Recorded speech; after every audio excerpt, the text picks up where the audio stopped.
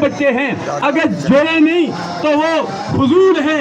اب تو بلب ایسے آ گئے تار نظر ہی نہیں آتا کہ آیا فیوز ہے یا کہ فیوز نہیں ہے۔ ایسے بلبوں کو کیسے پتہ چلے گا کہ فیوز ہے یا کہ نہیں؟ سفید ہے، امامہ بھی باندھا ہوا ہے، سفید کپڑے بھی پہنے ہوئے ہیں، ٹوپی بھی پہنی ہوئی ہے، 5 وقت کا نمازی بھی ہے بلب ہے، ہم کیسے پہچانیں گے ایسے بلب کو؟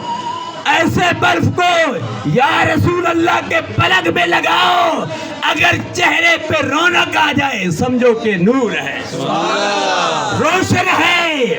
اگر چہرے پہ نور نہ آئے، چہرے پہ بل آ جائے سمجھو کہ فیوز ہے۔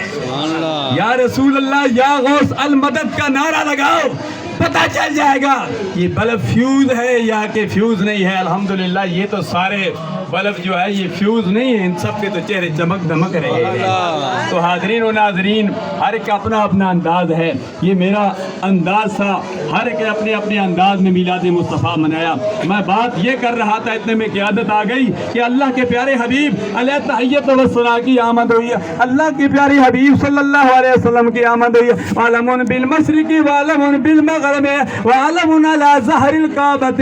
اللہ نے فرمایا جبریل امین فرشتوں کو ساتھ لے جا، ایک جھنڈا مشرق میں گاڑ دے، ایک مغرب میں گاڑ دے، ایک خانہ کعبہ کی چھت پہ کھڑا کر دے تاکہ دنیا والوں کو پتہ چل جائے کہ میلاد ہو گیا ہے۔ اللہ سیدہ آمنہ رضی اللہ تعالیٰ عنہ فرماتی ہیں اللہ کے پیارے حبیب صلی اللہ علیہ وسلم کی آمد ہوئی، میں نے ستاروں کو دیکھا کہ وہ میرے قریب آ گئے۔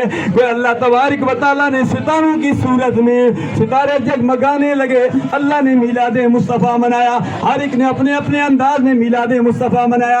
آدم صدی اللہ نے 20 مرتبہ درود شریف پڑھ کر میلاد مصطفیٰ منایا۔ حضرت نونی جی اللہ نے کشتی پہ لا الہ الا اللہ محمد الرسول اللہ لکھ کر میلاد مصطفیٰ منایا۔